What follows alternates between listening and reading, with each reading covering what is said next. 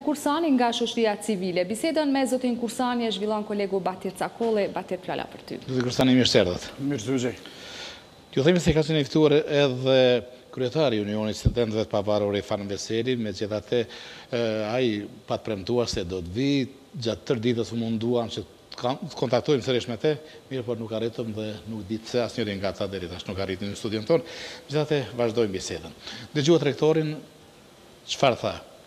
Donë që të punoj, mirë po ka probleme nga një herë dhe nga vetë studentët, një grup studentësh me 17 këtij muaji kanë hyrë edhe në Senat dhe kanë penguar mbledhjen e Senatit.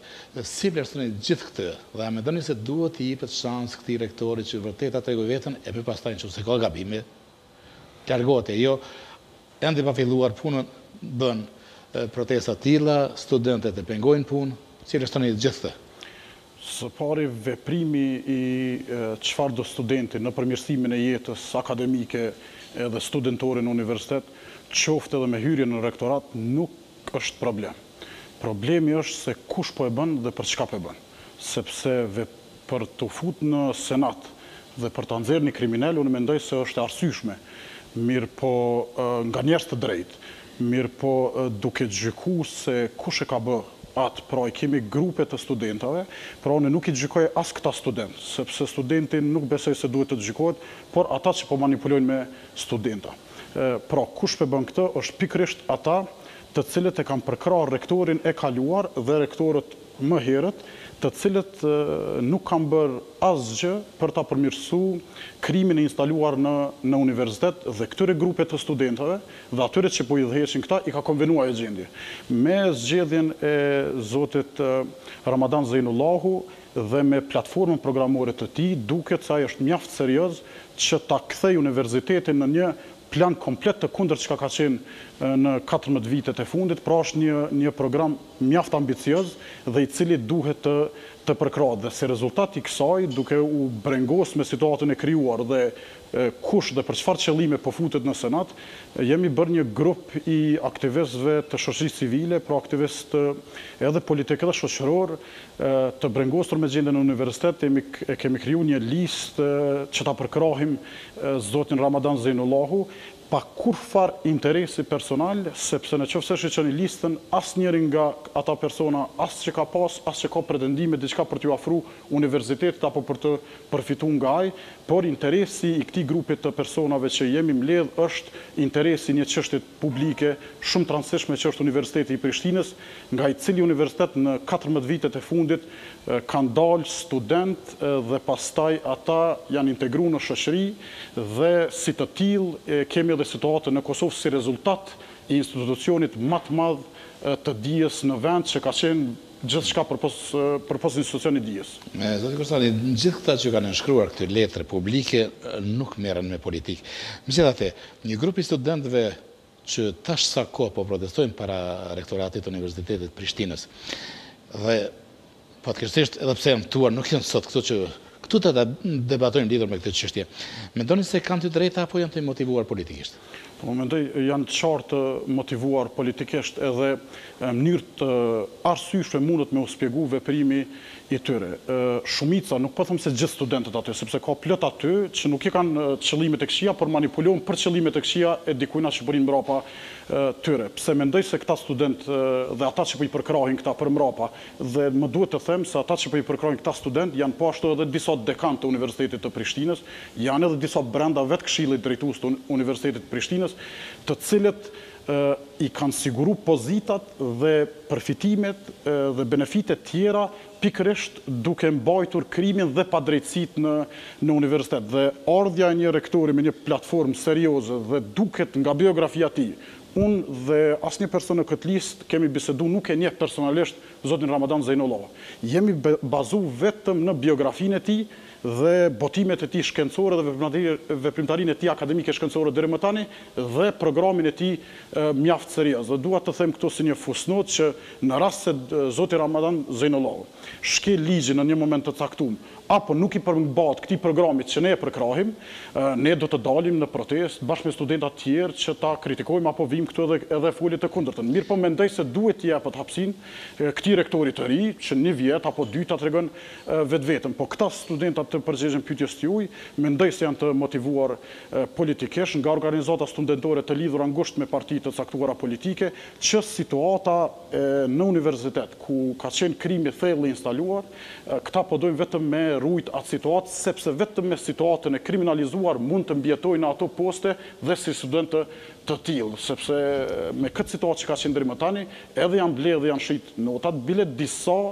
udhëheqës të këtyre grupeve janë njerëz të arrestuar më herët, tashmë të liruar në mbrojtje në liri, të cilët kanë hyrë në universitet dhe po i përkrahin këta studentë. Megjithatë kanë 2 kërkesa këta studentë, largimin e rektorit për shkak se është zgjedhur në mënyrë, si thonë ata, familjare përmes bajanakut, dhe çështja tjetër sepse ka publikuar punimet e tij në disa mediume themi ashtu fiktive, si thonë ata.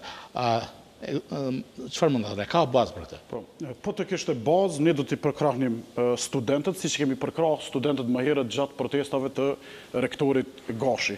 Në fakt është të dy çështje do t'ja adresoj.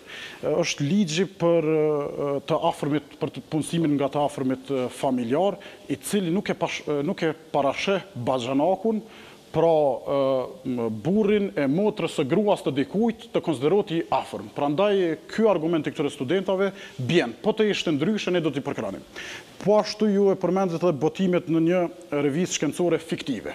T'ju tregoj një gjë, dhe këtu doja ta bëj krahasimin mes revistave fiktive dhe çështjes së zotit Ibrahim Gashit, që ka qenë kyçe për rrëzimin e tij, dhe të zotit Ramadan Zeinullah.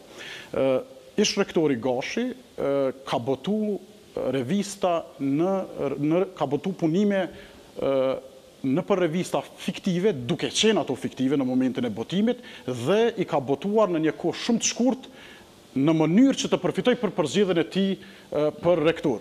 Ndërkaq zoti Ramadan Zeinullah ka botu një punim në vitin 2009, dhe në atë kohë të botimit, ajo revistë nuk ka qenë fiktive, ka qenë serioze apo mesatarisht serioze në mes komunitetit shkencor, por e cila gradualisht ka fillu të mos duket dhe të cilësohet si serioze. Do thotë ka botu kur ka qenë revistë serioze, dhe tjetra është se për atë punim që në këtë revistë shkencore ka botu zoti Ramadan Zeinullah, ka marrë recenzione nga shkencëtar shumë serioz të lëmisë matematikës, dhe po ashtu dua të shtoj se zoti për dallim nga zoti Gashi, zoti Zeinullahu nuk ka botu në vitin 2009 në revista shkencore që të përfitoj për postin e tij që ka marrë këtë në vitin 2014. Pra, edhe në qoftë se ja hekni këtë revistë që ka botu, pra nëse i zhbëhet kjo nga biografia e tij, prapë ka kredibilitetin e tij shkencor për të bërë rektor. Zoti Kursani, sot kur morëm vesh se do të jeni mysafir dhe ju keni dërguar këtë letër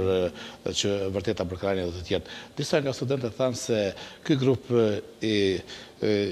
çka ka nënshkruar këtë letër e ka bërë këtë për përfitime politike e jo që janë ekspert në një çështje arsimore. Po, fakti i parë që tregon se ne nuk jemi aty për përfitime politike, tregon se jemi kryesisht të njëjtit njerëz që kemi protestuar për të mirën e universitetit para zgjedhjeve që kanë ardhur në Kosovë në qershor të vitit 2014, dhe asnjëri për këtyre njerëzve nuk u kyç në parti politike. Tash u bën zgjedhjet dhe ne prap po protestojmë një herë në formë letre që të përkrahojmë reformat zgjedhore, dhe nuk ka asgjë në radarin e këtyre njerëzve përpara atyre që të përfshihet në ndonjë parti politike. Do thotë nuk ka asnjë përfitim politik, dhe nëse shqetësoni veprimtarinë politike, pra të aktivizmit politik dhe shoqëror të secilit njeri në këtë listë, asnjëherë as nuk ka flirtuar dhe as nuk duket se po flirtojë me ndonjë parti politike. Pra përfitimi i vetëm i këtyre njerëzve do të jetë përmes përfitimit të universitetit që ne mendojmë do ta përmirëson jetën e universitetit dhe jetën në shoqëri në përgjithësi dhe natyrisht se ne përfitojmë me përmirësimin e gjendjes në shoqëri. Zoti Korsani, shkurt lutem, duke marrë parasysh se organet drejtuese të universitetit nuk janë zgjedhur, prorektorit, pastaj edhe të tjerët. Si dilet nga kjo situatë e rëndë, me që tash është dashur shpall konkursi për pranimin e studentëve 3 tafati 2 dhe asgjë nuk funksionon në universitet. Po e para është që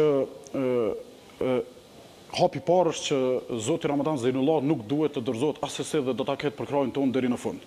E dyta është që organet shtetërore duhet të reagojnë së pari ti hetojnë rastet që ne i kemi dhe i kemi dëshmit që shumë për këtyre studentëve dhe disa dekanëve, po ashtu disa të përfshirë në Këshillin Drejtues janë të përfshirë në krime dhe në korrupsion.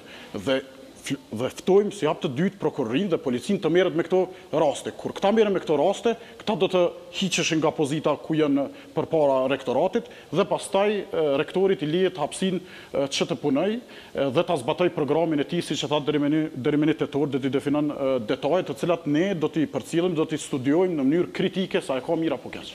Zoti Korsani, faleminderit shumë që morët pjesë në emisionin tonë. Mirë të kënaqur.